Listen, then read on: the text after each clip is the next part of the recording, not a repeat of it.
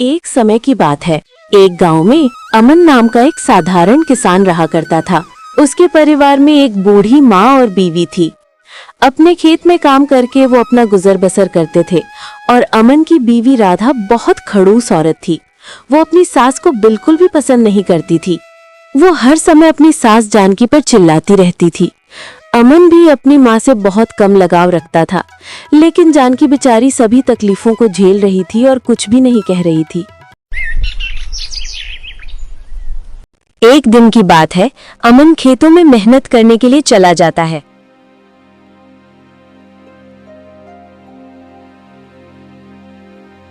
और इधर अमन के जाते ही राधा शुरू हो जाती है। ये सोने चांदी के बर्तन चमकाने हैं, ये 3 वक्त का शाही खाना बनाना है, और किस लिए? बस एक प्राणी के लिए जो रानियों की तरह खाती है और दर्द का नाटक करके पूरा दिन चारपाई तोड़ती है। ये सब बातें जानकी अपने कमरे में सुन रही होती हैं। हे राम, मेरी ये बहू बाहर से देवी और भीतर से दैत्य है। घर की चमक धमक उसकी जीभ की कड़वाहट को नहीं छुपा सकती। मेरे पति ने ये घर अपने बेटे के लिए बनाया था ताकि वो और उसकी पत्नी खुशी से रहें, पर ये मेरे लिए तो बस एक पिंजरा बन गया है। इस कमरे की 4 दीवारी अब मुझे काटती है। थोड़ा बाहर की हवा तो ले लूं।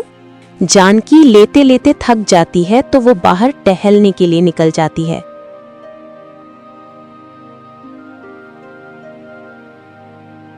निकलो निकलो इस घर से।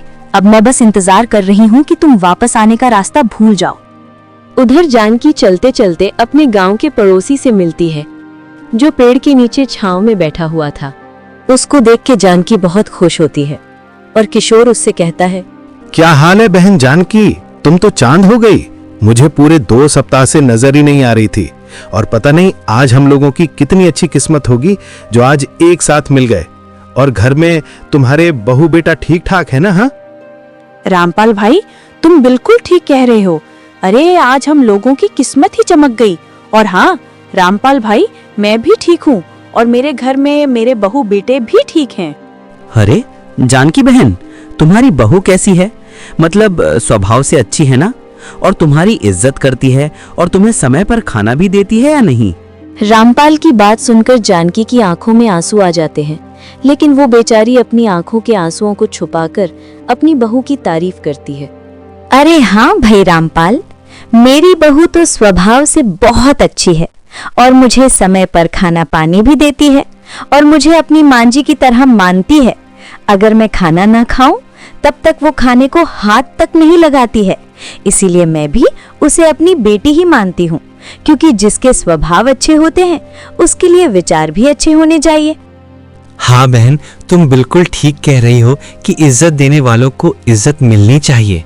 बहन, तुम्हारी तो किस्मत ही चमक गई जो तुम्हें ऐसी बहू मिली है जो तुम्हारा अच्छे से ख्याल रखती है। भगवान करे कि ऐसी बहू सबको मिले। और हाँ जानकी बहन, तुम कभी भी उससे कुछ मत कहना, क्योंकि वह बेचारी तुम्हारे लिए इतना सब कुछ करती है कि जितना कोई नहीं कर सकता। उसके बाद सुनकर जानकी की आंखों से आंसू बाहर निकलने लगते हैं, लेकिन वो गर्दन नीचे झुका लेती है और मन में कहती है, ऐसी बहू किसी को न मिले। फिर दोनों अपने अपने घर के लिए जाने लगते हैं।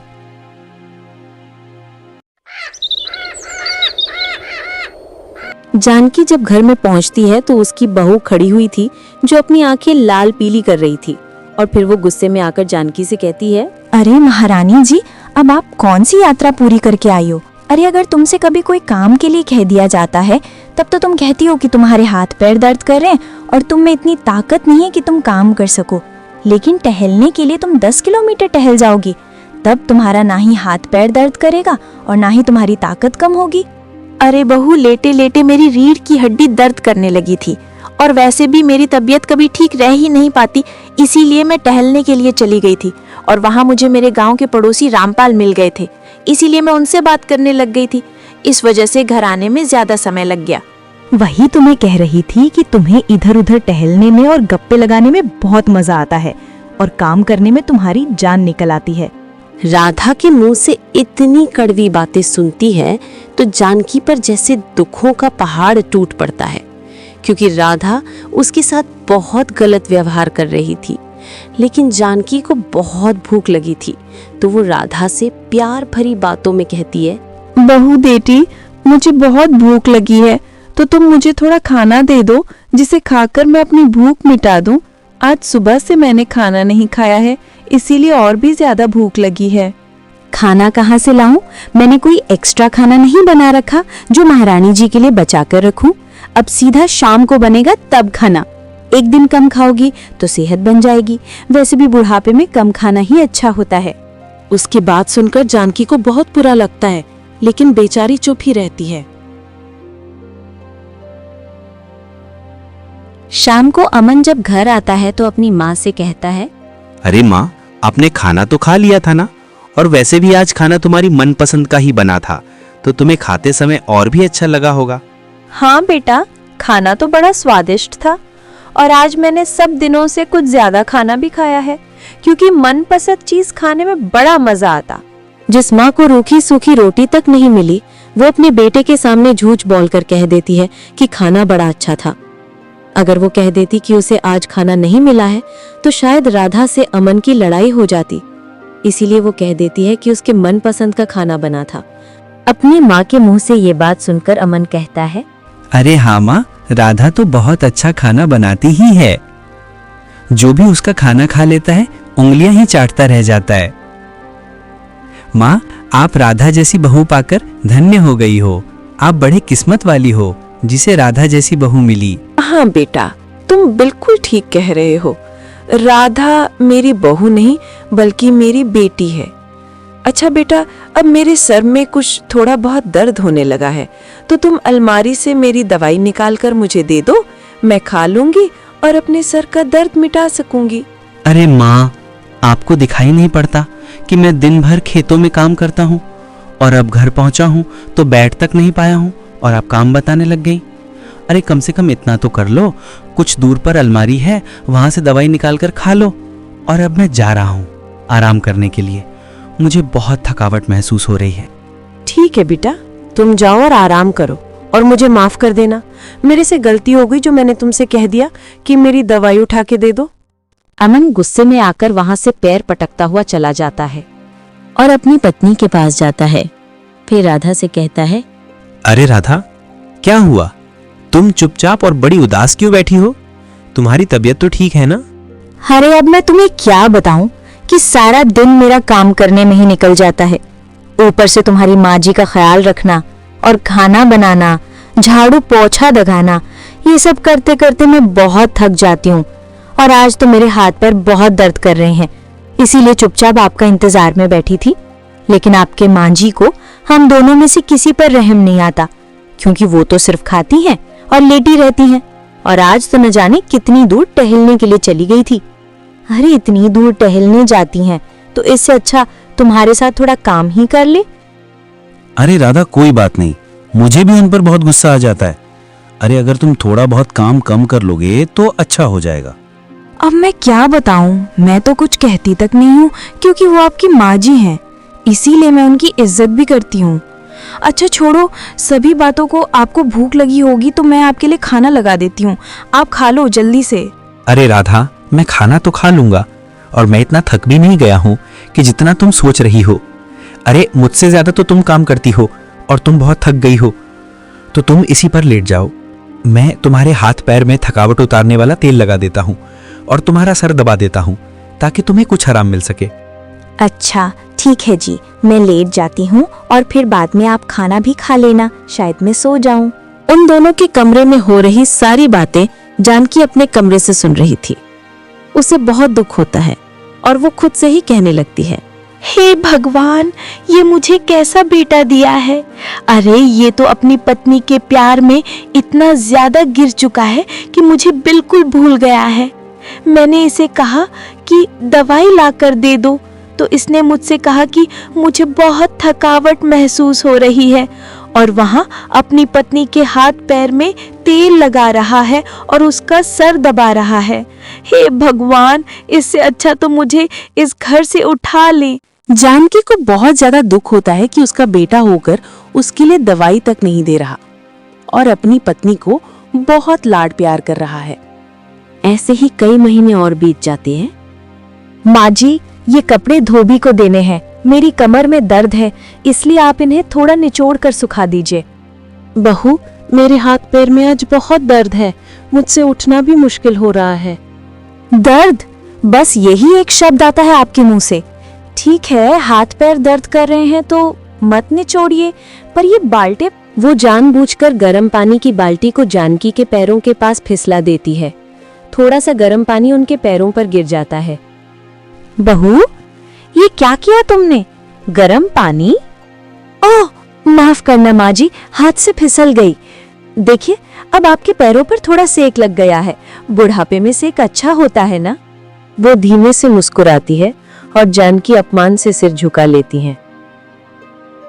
उसी पल अमन खेत से लौटता है।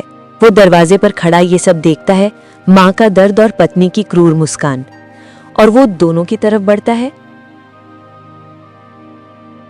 राधा, क्या हुआ?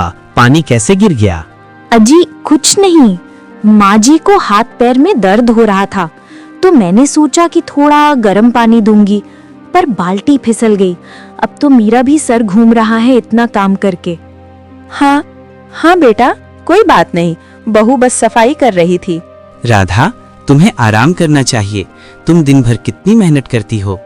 ऐसा कहकर वो अपनी पत्नी को कमरे में लेकर चला जाता है और जानकी वहां अकेली रह जाती है। जानकी अमन की इस बेरुखी को देखकर स्तब्ध रह जाती हैं। उन्हें एहसास होता है कि बेटा जानबूझकर किए गए इस अत्याचार को देखकर भी अनदेखा कर गया।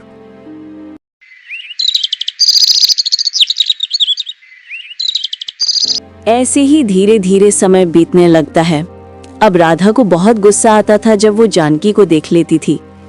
अब उसके मन में कुछ ऐसा करने के लिए चल रहा था ताकि जानकी इस घर से बाहर चली जाए और कभी लौटकर ही ना आए। इस बुढ़िया से मैं परेशान हो गई हूँ। इस बुढ़िया ने जीना हराम कर दिया है। ये मर क्यों नहीं जाती? दिन रात बस खाओ और लेटे रहो। अब मुझे कुछ बड़ा करना पड़ेगा। इसे इस घर से निकालना ही पड़ेगा, चाहे कुछ भी हो जाए। इधर अमन खेत में काम कर रहा होता है। तभी एक पड़ोसी किशोर उसके पास आता है और वो अमन से कहता है, अरे अमन भाई, कैसे हो? और तुम तो इस बार सबसे पहले खेतों में मेहनत करके सबसे पहले फसल उगा लोगे। अरे भाई, क्या करूं? सबसे पहले मेहनत इसीलिए कर रहा हूं कि इस फसल को जल्दी बेच दूंगा ताकि अपनी पत्नी के लिए कुछ गहने ले सकूं और घर का अच्छे से खर्च चला सकूं। हाँ, पत्नी से याद आया कि तुम्हारी पत्नी का स्वभाव कैसा है? वो तुम्हारा अच्छे से ख्याल रखती है और तुम्हारी माँ जी का ख्याल अच्छे से रख रही है या नहीं? अरे भाई, अब मैं तुम्हें क्या बताऊं कि मेरी पत्नी का स्वभाव कैसा है। अरे मेरी पत्नी तो इतना काम करती है कि जितना हमारे गांव की कोई औरत नहीं करती होगी। और मेरी माँ तो बड़े खुशनसीब हैं जिन्हें राधा बहू मिली है। राधा मेरी माँ जी का इतना ख्याल रखती है कि समय पर खाना, पानी और दवाई देती है। कभी कभी उनका सर दर्द करने लगता है तो उनका सर भी दबा देती है। चलो, अच्छा है कि तुम्हारी माँ जी का ख्याल रखने वाली तुम्हें एक पत्नी मिल गई। और सच में तुम्हारी माँ तो फिर बहुत खुशनसीब है। अच्छा भाई, अब मैं चलता हूँ, मुझे भी मेरे खेतों में काम करना है।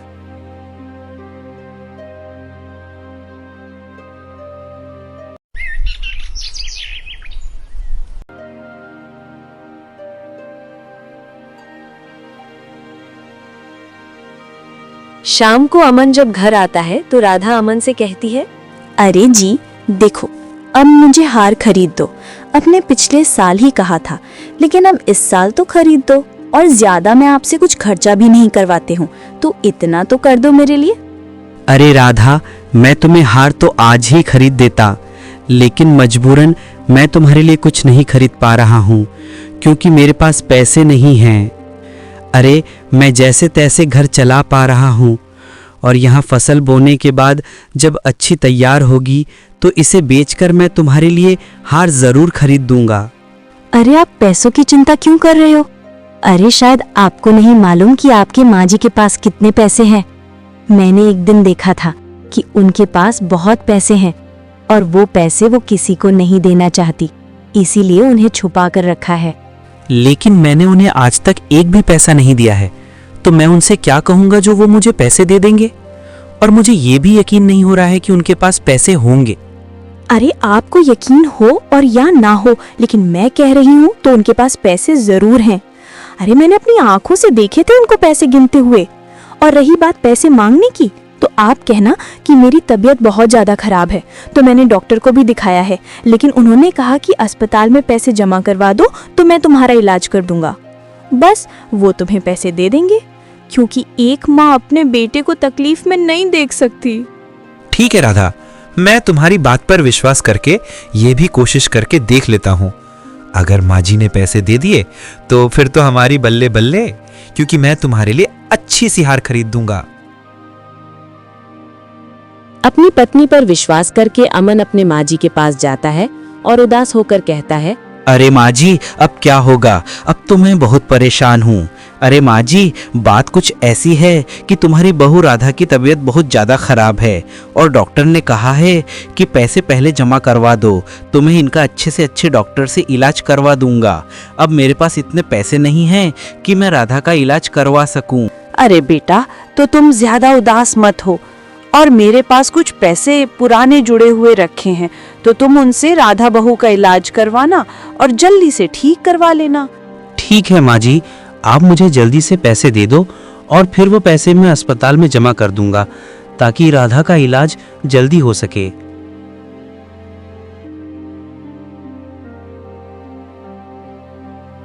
फिर जानकी अपने बेटे अमन पर विश्वास करके उसे पैसे दे देती है। अपने पति के पास पैसे देखकर राधा बहुत खुश होती है। देखो जी, अब तुम्हारी माँ जी की तबीयत कुछ ज्यादा ही खराब रहने लगी है, और ना जाने ये कब हम लोगों को छोड़कर चली जाएगी। और अब इनकी दवाई का खर्चा भी बहुत बढ़ गया है, तो अब हम लोगों के पैसे बेफालतू में खराब हो रहे हैं। अब कुछ ऐसा करो कि तुम्हारी माँ जी इस घर से चली जाए। हाँ, तुम ये बात तो बिल्कुल सही कह रही हो कि हमारे पैसे बेफालतू में खराब हो रहे हैं, लेकिन अगर मैं अपनी माँ जी को ऐसे घर से भगाऊं तो गांव के लोग देखेंगे और वो मेरी इधर उधर चुगली करेंगे कि बेटे ने अपनी माँ को घर से भगा दिया, और मैं बेटा होने के नाते ऐसा कर भी नहीं सकता। और अगर माँ के लिए दवाइयाँ आती रहेगी तो हम कंगाल भी हो जाएंगे। हाँ, बात तो तुम भी बिल्कुल ठीक कह रहे हो, लेकिन मेरे मन में एक तरीका है जिससे किसी को पता भी नहीं चलेगा और तुम्हारी माँ जी भी हमारे घर से चली जाएगी। तरीका कुछ ऐसा है कि 10 या 20 रुपए खर्च होंगे, इतने रुपए में तुम्हारी माँ जी इस घर से चली जाएगी। अच्छा, ऐसा क्या तरीका है जो इतने कम रुपए में माँ जी यहाँ से चली जाएगी? अच्छा, तो तुम मुझे वो तरीका जल्दी से बताओ, शायद हमारे लिए वो बहुत अच्छा हो। देखो, तुम आज ही बाजार जाओ और वहाँ से कुछ रुपए की दवाई ले लेना, जो दवाई आदमी को बेहोश कर देती हो, ना कि मार देती हो। और उस दवाई को मैं खाने में मिला दूंगी, और जब उस खाने को तुम्हारी माँ खाएगी तो बेहोश हो जाएंगी, और तुम उन्हें रात में कहीं भी फेंक देना, जैसे पहाड़ी जंगल में फेंक देना। बस फिर हम दोनों ही इस घर में रहेंगे। हाँ राधा, ये तरीका तो बिल्कुल ठीक है। अच्छा, मैं अभी जा रहा हूँ और कुछ रुपए की दवाई खरीद कर लाऊंगा, फिर तुम जैसा कह रही हो मैं वैसे ही करूंगा।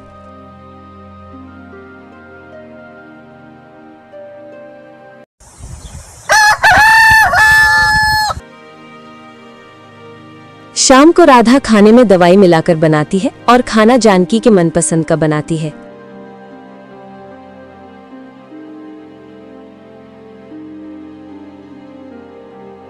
जानकी की चारपाई पर खाना रखकर राधा कहती है, माँ जी, आज मैं आपकी मनपसंद की केसर की खीर बनाई है, तो आप जल्दी से इस खाने को खा लो ताकि ये ठंडा ना हो पाए।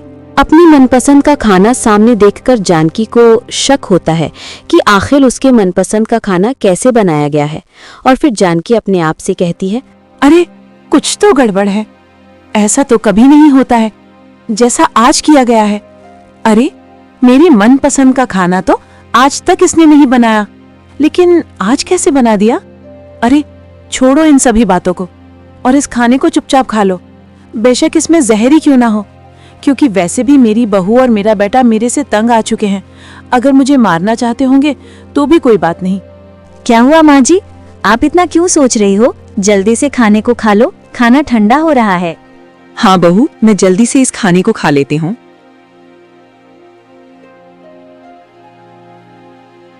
फिर कुछ ही देर में जानकी बेहोश हो जाती है, तो राधा अमन से कहती है, देखो जी, अब तो ये बेहोश हो गई हैं और अब आप इन्हें कहीं जंगल में डाल देना, ताकि या तो ये हमारे घर का रास्ता भूल जाएंगी या फिर इन्हें कोई जानवर खा जाएगा। उसके बाद हम दोनों लोग खुशी से रहेंगे। ठीक है राधा, तुम जैसा कह रही हो मैं वैसा ही करूंगा। इन्हें गांव के दूर वाले पहाड़ी जंगल में डाल दूंगा।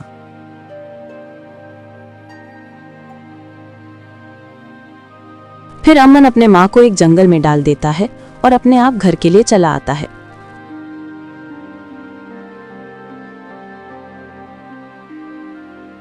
कुछ देर बाद जानकी को होश आ जाता है तो वो खुद से कहती है, अरे मुझे तो पहले ही शक था कि आज तो मेरे साथ कुछ ना कुछ अनहोनी होने ही वाली है, क्योंकि कभी भी मेरे मनपसंद का खाना नहीं बनाया गया था, लेकिन आज बनाया गया था और उसे खाने में बेहोश होने वाली दवाई मिलाई गई थी, जिसे खाकर मैं बेहोश हो गई। ये अच्छा भी है। और क्या जब अपनी औलाद अपने आप को नहीं चाहती तो बहू तो पराए घर की थी। हे भगवान, तूने मुझे ऐसी औलाद दी थी जो मुझे ही मारना चाहती है। इससे अच्छा तो मैं बेऔलाद रह लेती। पता नहीं मैंने पिछले जन्म में कौन से पाप किए होंगे जो इस जन्म में मुझे पाप भुगतना पड़ रहा है। जानकी खुद से ही बातें कर रही होती है, तभी उसे किसी के पैरों की आवाज सुनाई देती है। तभी वो एक झाड़ी के पीछे छिपकर खड़ा हो जाता है। तभी वो देखता है कि दो चोर एक एक सोने से भरे बक्से के सामने खड़े थे और दोनों आपस में बातें कर रहे थे। उनके पास दो बक्से देखकर जानकी कहती है, अरे भगवान, देखो मेरे बहू बेटे ने मुझे इसलिए घर से बाहर निकाला है कि मैं ना ही उनका कुछ काम करती हूँ और ना ही उन्हें कहीं से पैसे देती हूँ। और भगवान, आप कुछ ऐसा कर दो जिससे कि ये चोर यहाँ से चले जाएं और ये बक्से मुझे मिल जाएं, ताकि मेरे पास इतने ज्यादा रुपए का सोना देखकर मेरे बहू बेटा मुझे घर से नहीं निकालें। अरे भाई देखो, हमारे पास 2 सोने से भरे बक्से हो चुके हैं, तो हम लोग एक बक्से को घर ले चलते हैं।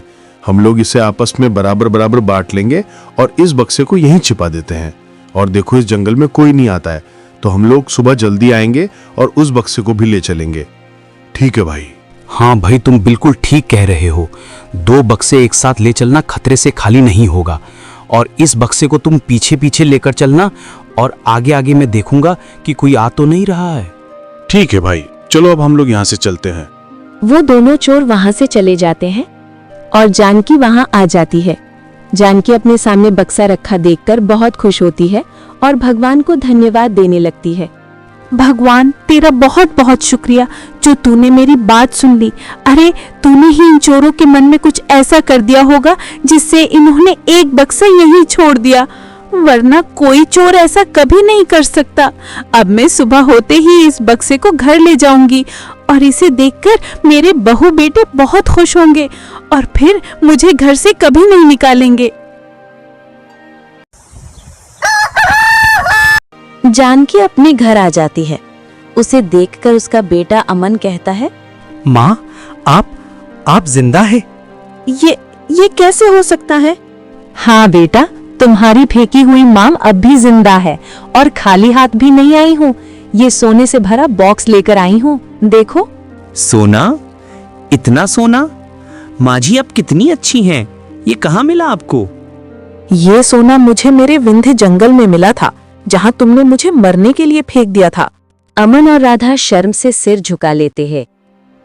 सुनो, मैं अब तुम्हारे घर में नहीं रहूंगी। मैं अब इस गांव में ही एक नया घर बनवाऊंगी। ये सोना मेरी मेहनत का नहीं, तुम्हारी लालच की सजा है। माँ जी, हमें माफ कर दीजिए, हम लालची हो गए थे। हम आपकी सेवा करेंगे। सेवा? अब मुझे तुम्हारी सेवा नहीं चाहिए। मैंने तुम्हारे लिए अपना सब कुछ न्यौछावर कर दिया और तुमने मुझे मरवाने की कोशिश की। ये सोना मैं अब गांव के अनाथ बच्चों के लिए इस्तेमाल करूंगी। उन्हें अच्छे संस्कार दूंगी ताकि वे बड़े होकर अपने माँ बाप को जंगल में फेंक न दें। जानकी धीरे धीरे घर से बाहर निकल जाती हैं। अमन और राधा एक दूसरे को देखते हैं। उनकी आंखों में अब पश्चाताप और दुख है। राधा, हमने अपने लालच में एक सच्ची माँ को खो दिया। हमने उन्हें नहीं फेंका, हमने अपने भाग्य को फेंक दिया। जानकी गांव में नया घर बनाती हैं और उस धन से गांव के जरूरतमंदों की मदद करती हैं। अमन और राधा अपने कर्मों के कारण दुखी और अकेले रह जाते हैं। गांव वाले जानकी के कर्मों की तारीफ करते हैं।